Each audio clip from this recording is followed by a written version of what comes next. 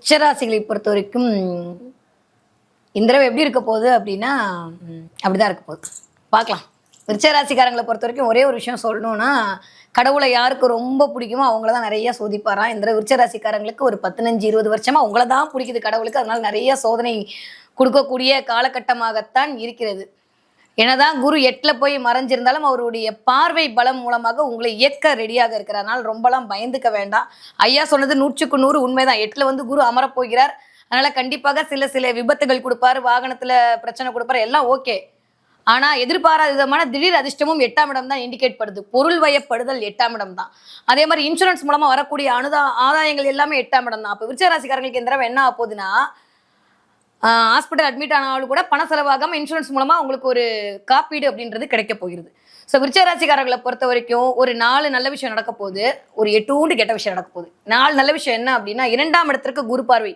கண்டிப்பாக இதுவரைக்கும் உங்களோட வீட்டுல வருமானம் வரலன்னு சொல்லி யாரெல்லாம் தவித்துக் கொண்டிருந்தீர்களோ அத்துணை விருச்சராசிக்காரர்களுக்கும் உங்களது துணை அல்லது துணைவியார் மூலமான வருமானம் அப்படின்றது குடும்பத்தில் இருக்க போது, இல்ல உங்க பிள்ளைங்க சம்பாதிச்சு வீட்டுல காசு கொடுக்க போறாங்க. ஒரு விஷயம்.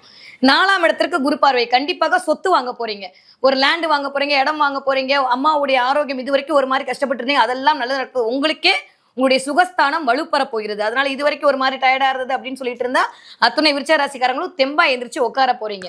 அடுத்து என்னன்னா, உங்களோட இன்லாஸ் உடைய அப்படியே இது வரைக்கும் சொத்து பிரிக்கலன்னு சொல்லி பஞ்சாயத்து இருந்தா அதெல்லாம் நிவர்த்தியாகி பேசி சமரசம் பண்ணி அதன் மூலமான ஒரு சொத்து அப்படின்றது கண்டிப்பாக கிடைக்க போகுது. 4வது விஷயம் என்னன்னா, 5ஆம் இடத்தில் சனி அமர்ந்து ஆத்ம ஞானத்தை அதிகரிக்க போறேன். யூஸ்வலா நான் சொல்லுவேன், காலபுருஷனோட 8ஆம் இடம் தான் விருச்சகம். பயங்கரமான இன்ட்யூஷன் பவரை அப்படியே தன்னகத்தை வச்சுட்டு இருக்க ஒரு ராசி விருச்சகம். அப்ப இந்த தடவை 5ஆம் இடத்துல வந்து சனி உட்காரும் போது, சனி தாங்க இன்ட்யூஷனுக்கு அதிபதி, சனிதான் வந்து உங்களுடைய சிந்தனைக்கு அதிபதி. அவர் வந்து உட்காரும் போது பயங்கரமான இன்ட்யூஷன் பவர் கிடைக்க போகுது.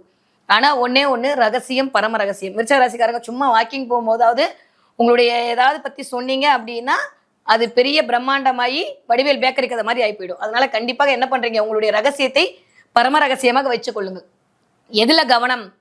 செவ்வாய் ராசிநாதன் நீச்சமா இருக்காரு. அதனால உங்களுடைய துணை அல்லது துணைவியாருடைய உடல் ஆரோக்கியத்தில் கண்டிப்பாக கவனம். அவங்களுக்கு ஏதாவது பிபி வர்றது, ரத்த சோகம் வர்றது, ரத்தம் சம்பந்தப்பட்ட விஷயங்கள் வர்றது, இதெல்லாம் கொஞ்சம் பார்த்துக்கணும். ஹார்ட் சம்பந்தப்பட்ட பிரச்சனை வர்றதுக்கான வாய்ப்பு இருக்கு, அதுல கொஞ்சம் கவனமாக இருக்கணும்.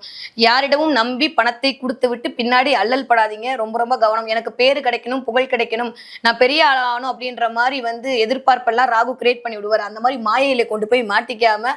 சம்மர் வந்தாச்சு. What's your plan for this holiday? எங்க கிட்ட விட்டுருங்க, நாங்க பாத்துக்கிறோம். GT Holidays. GT Holidays, South India's #1 travel brand.